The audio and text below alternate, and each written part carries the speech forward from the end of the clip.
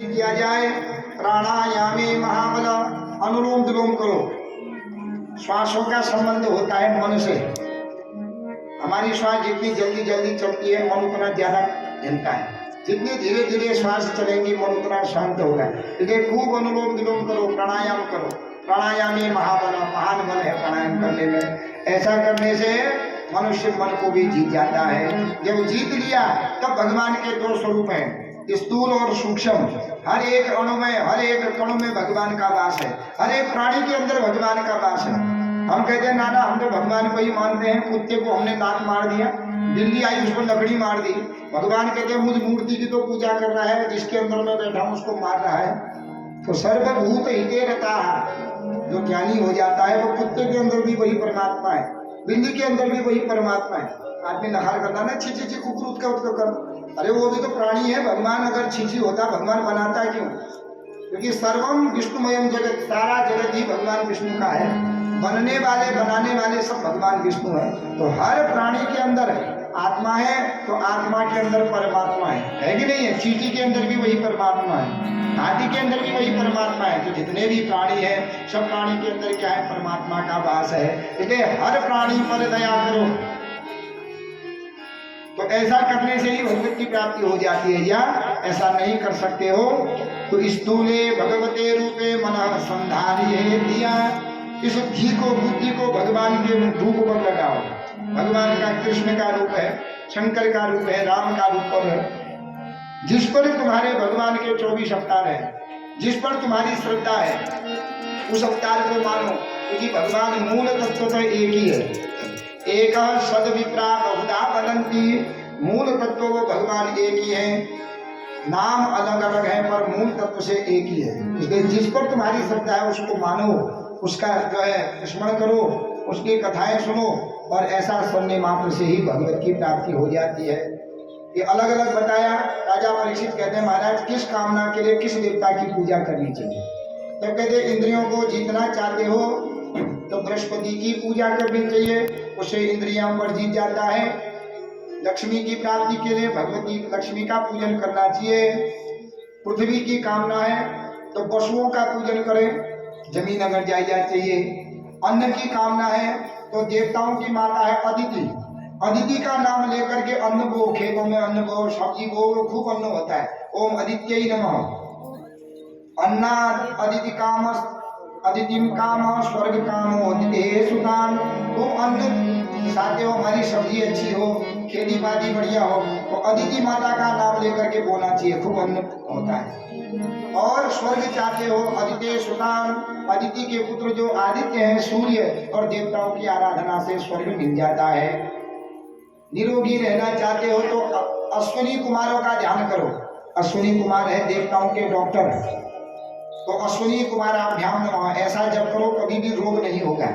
दवाई खा रहे हो, गोविंदाय नमः, अच्युताय नमः, अनंताय नमः, इन 3 नामों को लेकर के ही दवाई खाओ तो वह दवाई अमृत के तुल्य बन जाती है।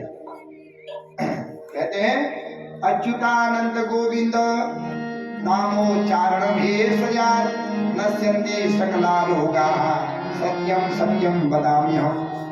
अच्युत, अनंत और गोविंद, इन तीनों का नाम लेकर के कोई रोगी अगर है दवाई खा रहा है तो पहले इन तीनों का नाम लेकर के दवाई खाओ, उससे समस्त रोग दूर हो जाते हैं। शरीर पर कोई रोग न लगे उसके लिए रोज अश्विनी कुमारों का ध्यान करो। वो देवताओं के डॉक्टर हैं, उनका नाम लेने से मनुष्य को रोग नहीं लगता है।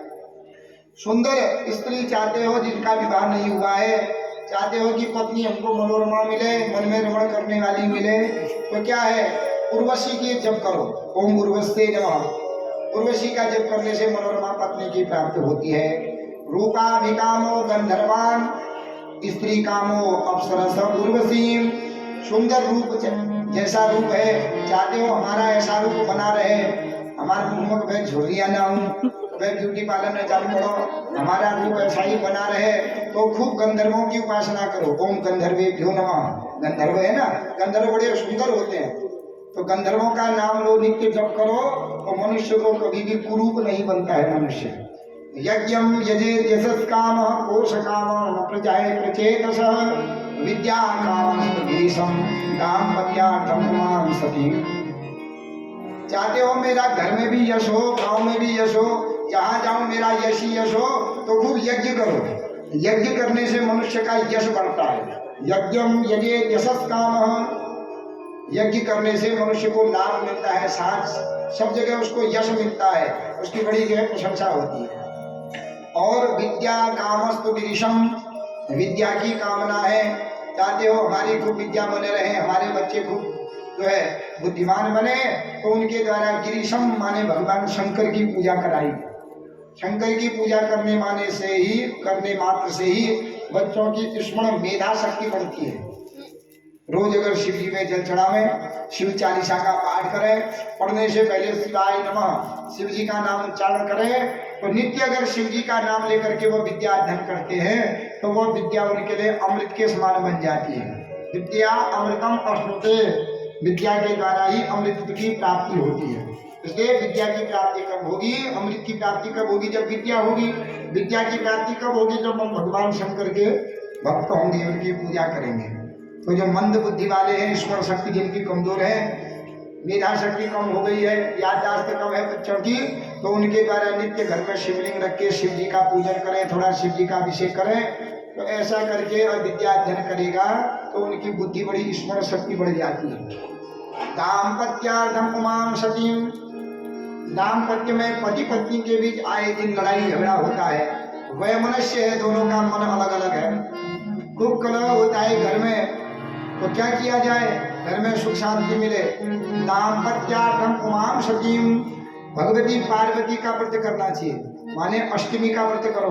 पति पत्नी के बीच खूब लड़ाई झगड़ा है, मन एक दूसरे का अलग अलग है, तो अष्टमी का व्रत करें, दुर्गा चालीसा का पाठ करें, भगवती पार्वती का जप करें, तो ऐसा करने मात्र से ही पति और पत्नी में प्रेम जो है आ जाता है, और दोनों में जो कलह आदि है वो सब कलह आदि दूर हो जाते हैं। क्योंकि भगवती का नाम है पार्वती, पार्वती जो पार करे नैया सो पार्वती मैया।